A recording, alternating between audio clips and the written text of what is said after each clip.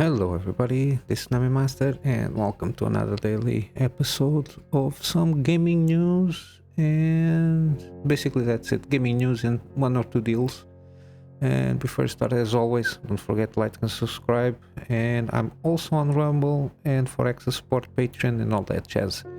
Okay, yesterday I talked, brought to you to attention that one of my favorite games of all time, The Witcher 3, they will do next gen upgrade update for the game, and they will supposedly will do a live stream talking all about it. I watched the live stream and I took some notes, but in the meantime there was this site video cards that brought the attention of the things that caught my attention better.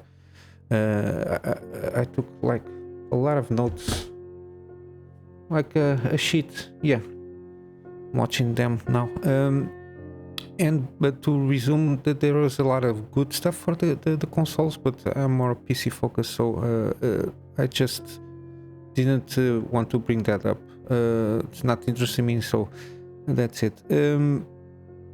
The complete edition of the game, so with the DLCs and everything.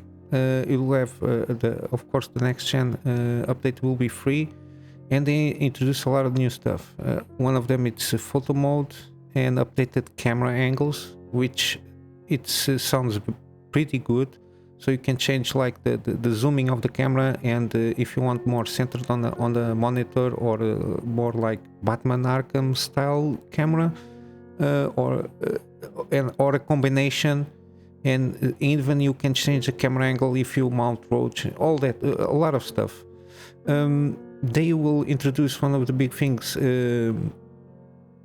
support for FSR2 and DLSS from NVIDIA, plus more ultra plus gaming graphic settings, of course, with ray tracing. That's why you have a lot of the FSR2 and DLSS brought to the game. It's mostly to also help with the ray tracing stuff, global illumination, and a lot of quality of life improvements. They talked some of them. I think some of them are explicit, not here, but I've got one or two that I was happy to see. So basically, to wrap this up, so it's ray tracing, illumination, global illumination, the FSR and DLSS, photo mode, the graphic stuff, quality. Okay, it's for console 60 FPS, so now finally the peasants can play at 60 FPS. Quality mode with ray tracing, GI. I don't know exactly what it is, but it's about ray tracing, the cameras, and these reworked textures and foliage. So they did a lot of stuff from the grass and everything, and also so characters. Like monsters and everything, they rework a lot of those textures to have more quality for 4K gaming. And they have one of the key quality of life improvements is cross progression between consoles and PC, so you can interchange between the systems and continue playing between them. I think, sorry about the noise of the sheet.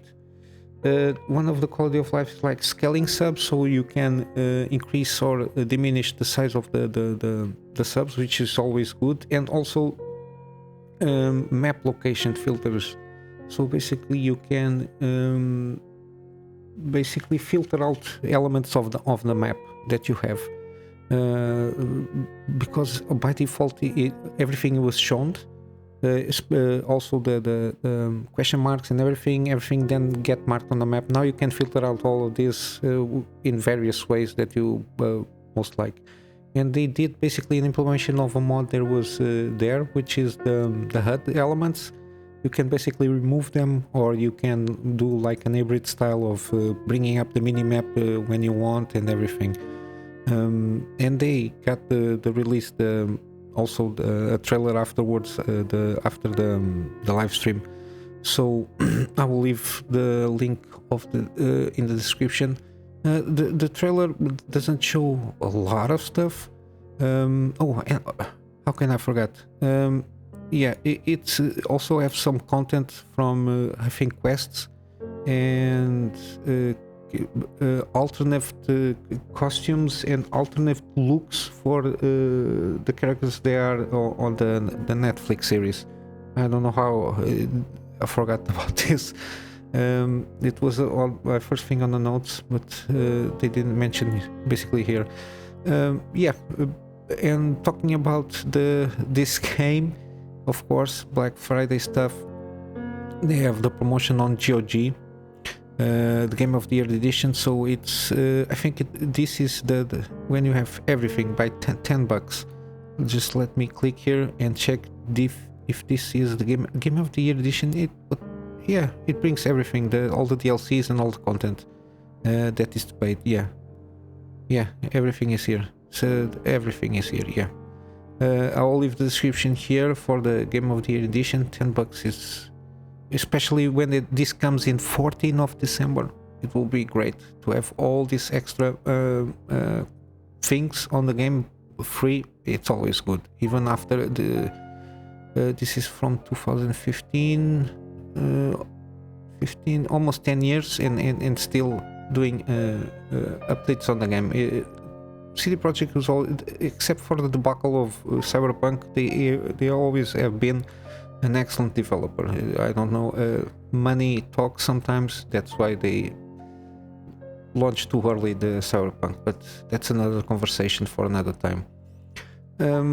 Back into the news. Callisto Protocol. Kind of hyped about this game, but cautious, of course, because you never know with game launches. I've been watching some videos they've been launching regarding like the horror, how they want to set up the ambience and everything, gameplay, all of this. But I saw this news. It will come out the 2nd December. You can search Day 1 edition, digital edition, and there is the digital deluxe edition. They have for the season pass. Here, read more. Yeah, season pass includes basically Outerway skin collection, Contagion bundle, which is basically the news focus on. They have block content behind the paywall, which is the season pass stuff. And this is basically like a new mode, difficulty mode with reduced armor drops, and permadeath. And they also include new death animations. I don't know how death animations is going to be, how many times they're going to die in many different ways. I don't know how much is going to be like a feature per se of the game, but it's here. You get also the Riot bundle, which is at least like extra content, which is part of a DLC, how they sell the thing, and more story DLC. So some of it is like an extra area, so you can it's basically like a gauntlet style stuff, I think, where you can gather credits to upgrade everything and forge new ones. And the story DLC, not a lot of details on this one. Just to bring up this to your attention, just in case you see a lot of stuff. Some of this is normal because it's story DLC. It's part of the digital deluxe edition that brings the season pass per se. So, and I think they will. I'm not sure if they're going to launch more content. I don't want to be wrong here, so I'm not going to. I'm not going to make a promise on this one. But $60, I don't know, for this kind of game. If it's like a good game, $60 is a good experience. I'm hoping this game is very good. Changing up, Soulsborne, more like Bloodborne style game here. Lives of Pi. They released a quote here from the game director. So it's basically nearing the finish line. This game seems a little bit promising, mainly because of setting. It's like Pinocchio style with some ambience, like Victorian age style, but way darker. So basically, it's Pi, which is basically Pinocchio trying to find his father, Geppetto. But they said at the time in August when one of the gaming conferences was there in August. They said they were about 70% of completion, but now they are nearing the finish line. So I suppose from this quote we can assume that by the end of the year or maybe February should be like gold. Should be on gold stages around that time, so they can launch, I don't know, March, April, which is usually a good launch for gaming with good games. I think, if not mistaken, Dark Souls and this kind of games usually launch around this time. And it's also good for quarterly revenue because this Christmas is for the first quarter, counts for the first quarter, and so they can continue to do good on the second quarter. Usually they launch things in that period. There is Factor Life. I like to see them because they are very good at covering RPGs and Bloodborne style games. I don't know if it is an old one, this one, but from Gamescom. That quote came from Gamescom this in August. Basically for this one, I'm also watching this game. I have it on my wish list, and I hope this game also is very good. I like this kind of style games. On other news, still on Extra Life, Elden Ring wins 4 Golden Joysticks awards. I don't know which kind of Golden Joystick awards, but it's also is always good to see some recognition of good games, at least from what I know. And I didn't play the game still, but it's an interesting article, and it won the Ultimate Game of the Year prize and whatever. But if you are interested in this kind of award stuff, I will leave the link here on the description. It has a lot of stuff here. I'm not going all the way down. It won Studio of the Year and Best Visual Design also. Basically this is it. It got 4 prizes more and should be winning more still. Now to change a little bit, Netflix, from all places, they reportedly are working on a AAA game for PC. There is there are several job openings, and let me here they are looking for the game director listing. It's for a tactile platform, and the fact that Netflix is looking for some post-launch live services operations. It's always sketchy because it's multiplayer games. I don't like too much, but as they refer here on the article, that doesn't necessarily mean it will be a multiplayer game. It can be something like Dark Souls. It's a single-player game with some live service per se. You can play arenas and everything. You don't need to be like World of Warcraft. You can only play if you are online. We will see. There are some listings open by this remote chance that somebody is listening or seeing this video, and if you are looking for something, there it is. They are also looking for lead engineering. I'll leave the link on the description regarding this story. Maybe there will be some interest for you. And to the last subject for today, I didn't know that PlayStation had the China Europe project they already are in phase 3. They are supposed to include 10 more titles. They already launched some games. Phase 1 supported a total of 17 games, 7 of which have launched these ones: Animal Force, Anno Mutationem, Feast, Hardcore Mecha, Immortal Legacy, Nightmare, and The Walker. Supposedly there is one of the reasons that we are seeing a lot of investment on Chinese talent per se, and we are seeing a lot of basically a lot of open world games that have been announced in the last 2 years.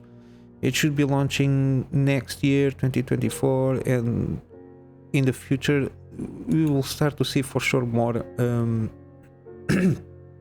more Chinese based games, which what I'm saying is a lot of studios on China will start to launch games, and we might see more Chinese cultural influences. Usually it's about the ancient mythology, the era of the Three Kingdoms, and all the stuff around that time. It's always good, some variety and some